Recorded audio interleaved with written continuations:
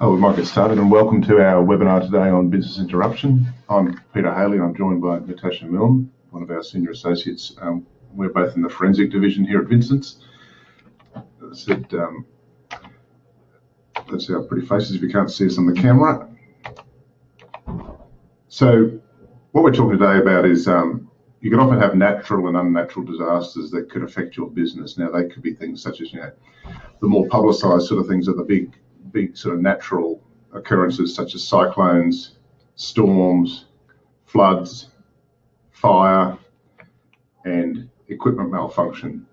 So some of those could be caused by Mother Nature, some of them could be caused by other people's negligence or their lack of, in the case of equipment malfunction, for example, maybe the engineer didn't specify the equipment's specifications correctly and it couldn't handle the job it was designed to do. As a result, your business is interrupted and you can't trade for a period of time. So the usual avenue for making a claim when you've got a business interruption type event, or a BI we might call it if we fall into the jargon, firstly your insurance policy. So Natasha will talk a little bit in a minute about the key features of common BI policies and the terminology in them and what you have to watch out for. Or alternatively, there might be a claim for negligence. As I said, maybe your furniture making business was affected because the people who were supposedly there to test the fire sprinklers accidentally set them off, and as a result, your magnificent saw that cost $1 million that cuts up MDF has been made useless. So in that case, you want to sue the fire sprinkler service people.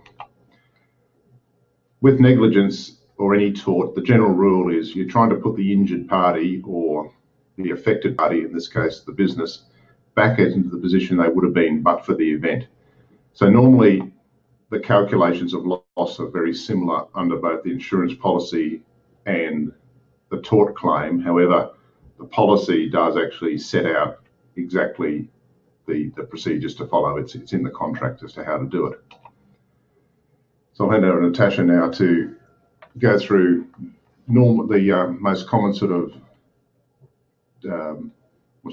terminology and definitions in a typical business interruption policy. Yeah, so it'll vary from policy to policy, but this is generally what's included. So it's really important to understand the policy and understand what's included in those formulas.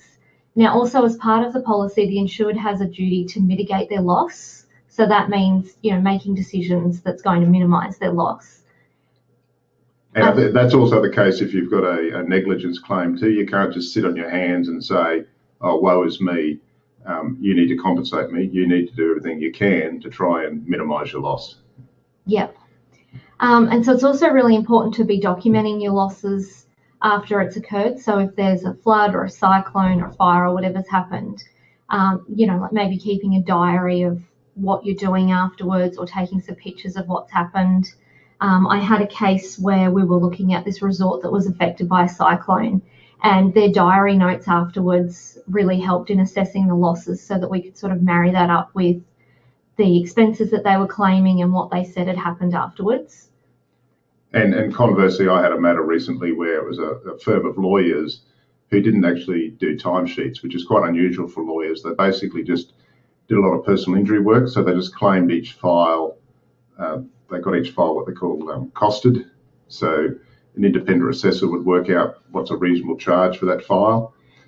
And some of these files could take 2 years to 2 to 3 years from start to finish before you'd finalise the matter for a personal injury matter. So the firm had an event.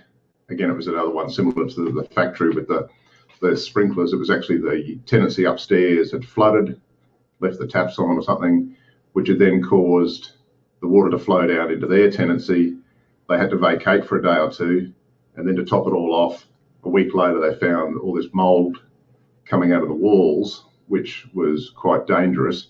So again, they had to vacate the premises for a couple of weeks while basically all the walls were ripped down and redone. So how do you calculate a claim there where you've got an interruption, where you've got no way of proving? So while they had some diary notes, they had no way of tracking what their staff were actually doing on a day-to-day basis. And what they were doing was selling their time, but not in the normal way that lawyers do.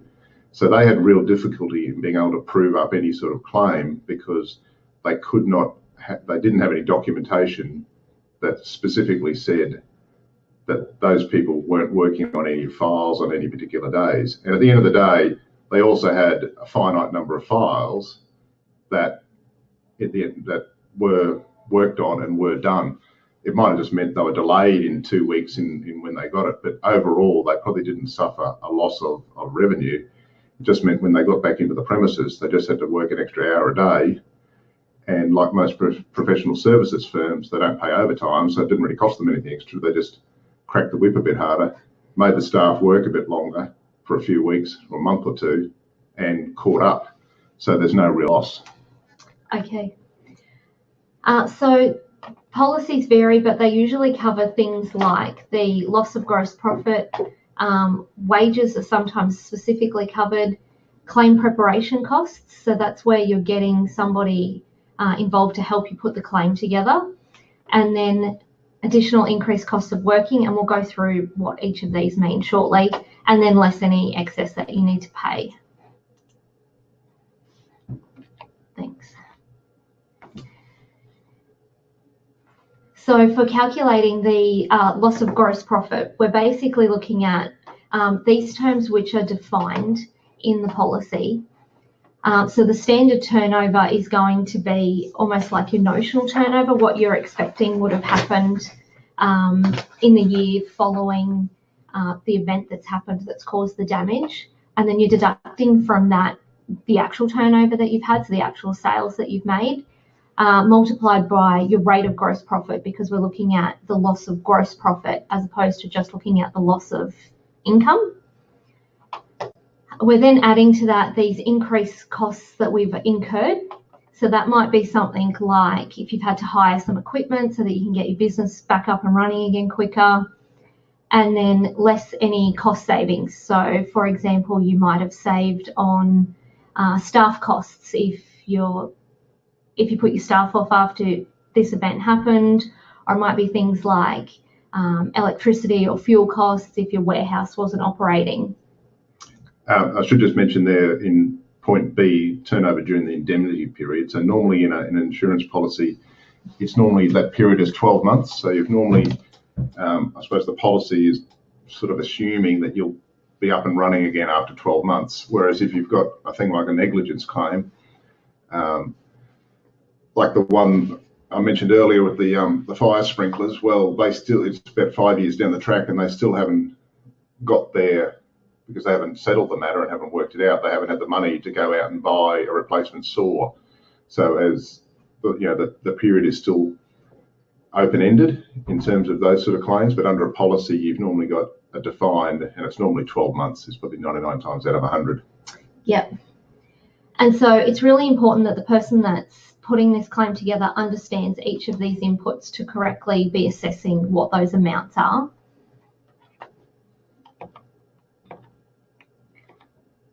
So in calculating the standard turnover, which is basically what the turnover that you expected would have been happening in that 12-month period, or assuming it's 12-month indemnity period after the damage, the policy usually dictates how you would calculate that. So it often makes reference to the turnover that's happened in the 12 months immediately prior to this damage occurring, and then says that you can adjust it for what you need to sort of reasonably have it represent what would have occurred. So for example, if you were about to start selling a new product that was at a different price to what you were doing before, or perhaps the weather impacts on your turnover, then you can make adjustments for those sorts of things, whether it's up or down, so that the turnover that you're using is approximating what would have actually occurred.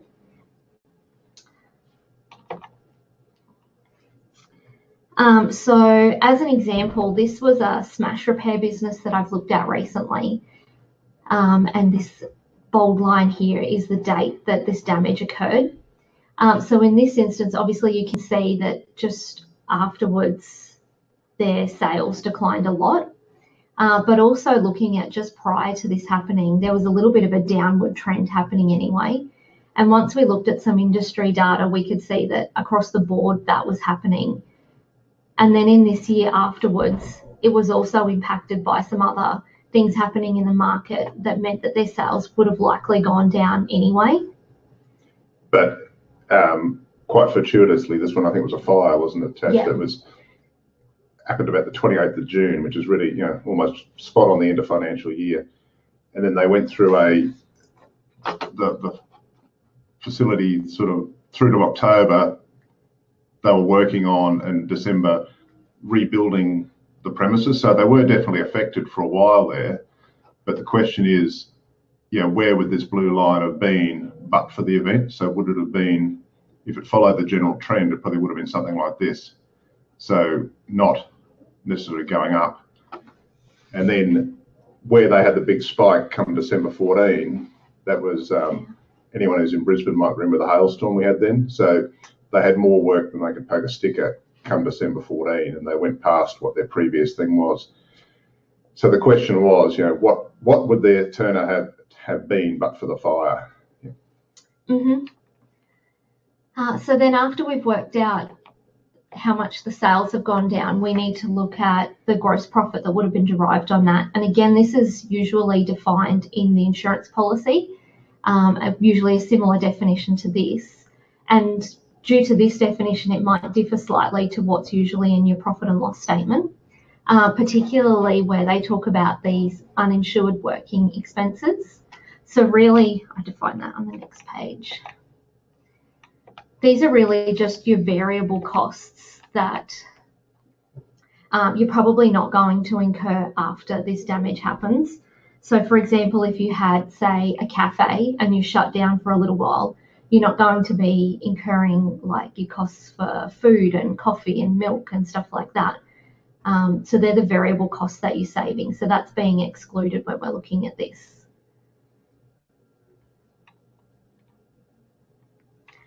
So the next part of the claim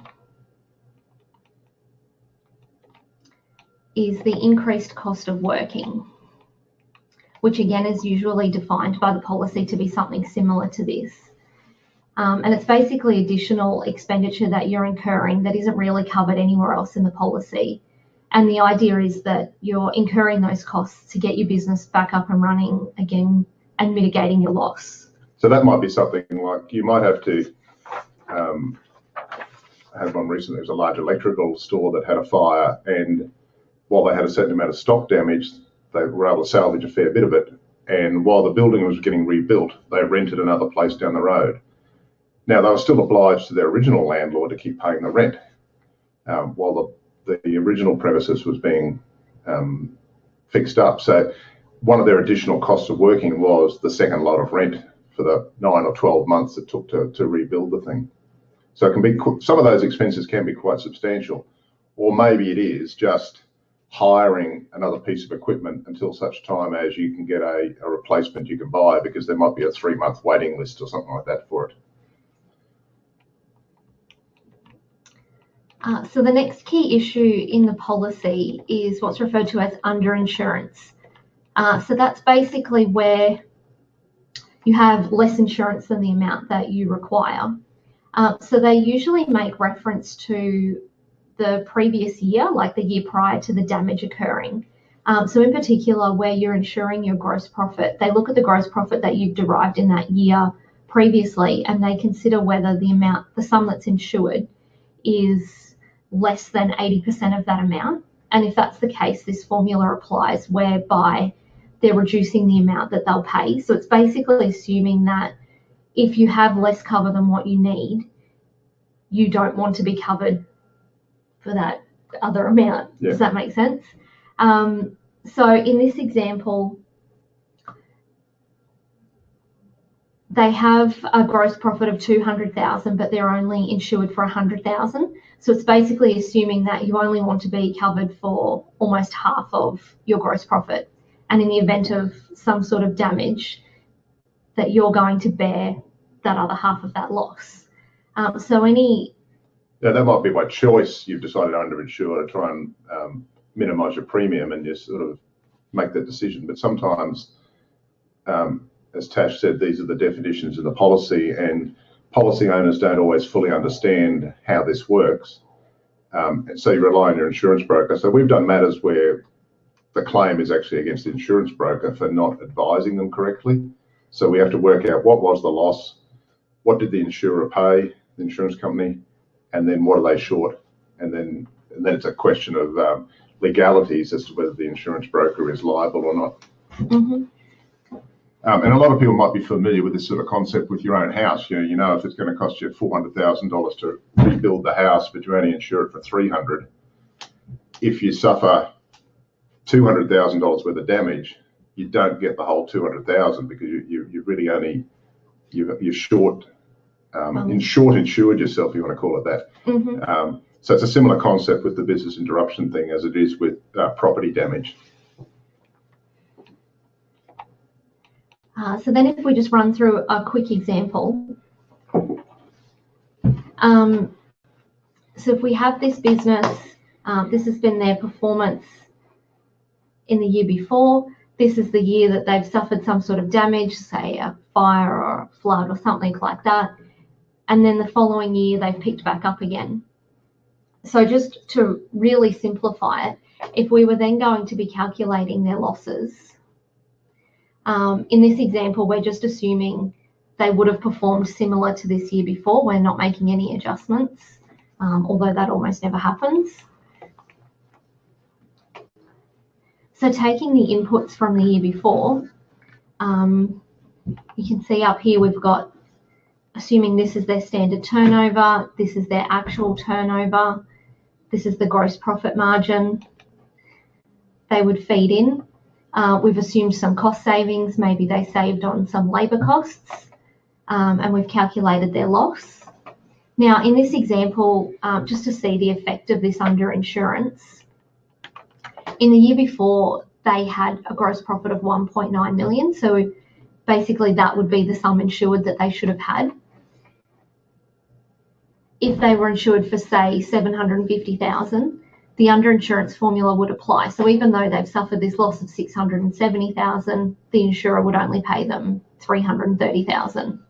So interestingly, although they're insured 750 for about a third of what they should have, the 1.9, they'll actually get a payout roughly about half. So it's not directly in proportion to how much you're underinsured. There's a bit of a, as Tash went through the formula there. Yep. So the types of information.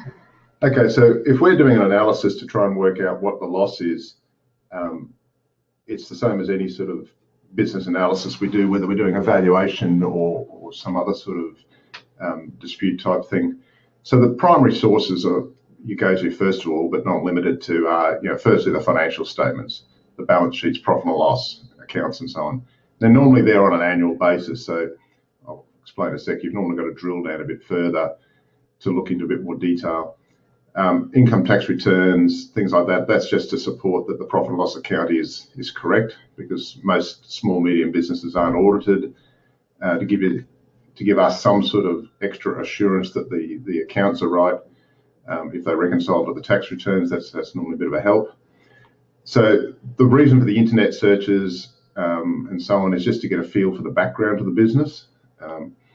Statutory documents and agreements, so that might be things such as supply agreements that you've got with supplier. So as Tash said, the default is normally you just look at the previous 12 months, but if they've got one big supplier who supplies all their purchases, and that agreement was about to end 2 months after the fire or whatever the event was, well, how would that have affected the business? Would they have renewed that agreement?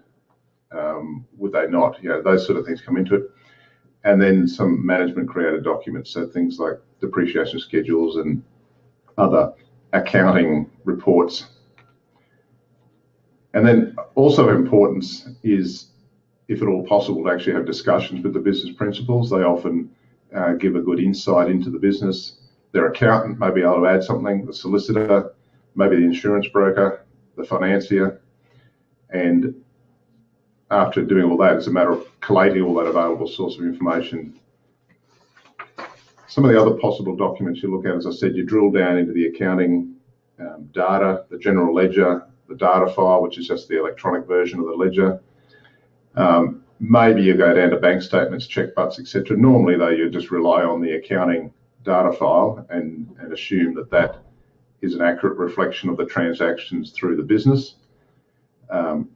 We might have to look at some finance documents to see what they were planning in terms of where the business was going to go, and things such as booking registers there, things like the smash repairer, just what sort of work did they have in the pipeline.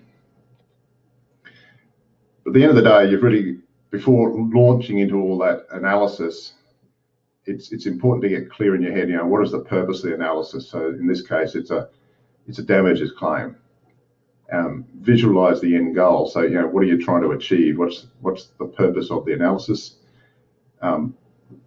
It's important to understand the structure in the business. So if it's more than one entity, if there's other interrelated entities all working together, but maybe only one of them was affected by the fire or whatever the event was, how did that affect other entities in the structure?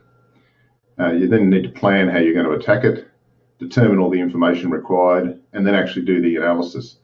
So, a lot of people think, you just get the financial statements and just launch into it. But I think it's important to have a step back and just understand the business and always have a commercial focus and consider where the information is going. So obviously, if the claim is relatively small, and by that mean it might be a $70,000 or $100,000 claim, most people don't want it, and the insured, Tash mentioned one of the things that's covered earlier is the cost of the claims preparation. So that has to still be reasonable, though. So if the claim's only for $70,000 worth of loss gross profit, for example, for a 3-month period, they don't want to go and spend half that amount on lawyers and accountants trying to calculate it all. So some of the things with the group structure, I mentioned just before, and this is all part of understanding the business and how it's all working and how it all interrelates, the various companies within it. What's the interrelationship? And again, you look at things like agreements, financial statements, and discussions are always very important. So if we go back to this is our smash repair example we had earlier. So I think we mentioned, that understanding the industry is important. So you don't just automatically assume that following the event in June of 13, that the income would have been similar to the previous 12 months, which is that period there, which would have put us up here. If anyone knows anything about smash repairs, you can't just go out and drum up work. You're sort of beholden to some extent to the weather, which is what happened here when the hailstorm came and suddenly we had a whole lot of extraordinary work. But you're also, during dry spells, smash repairers don't quite do as well. That they like wet weather because people tend to slide a little bit more and have a few more little bingles. So as Tash said, our analysis indicated when you looked at it on a month-by-month basis that there was a gradual decline. This little decline here, we couldn't quite work out why that was necessarily, but the general trend was downward. So to automatically assume it was the previous 12 months is not right. And to then say, well, our loss was, we mitigated our loss from here because we somehow or other managed to get the work. Well, you needed to understand what was the external event, in this case, the hailstorm, that allowed them to get back to it.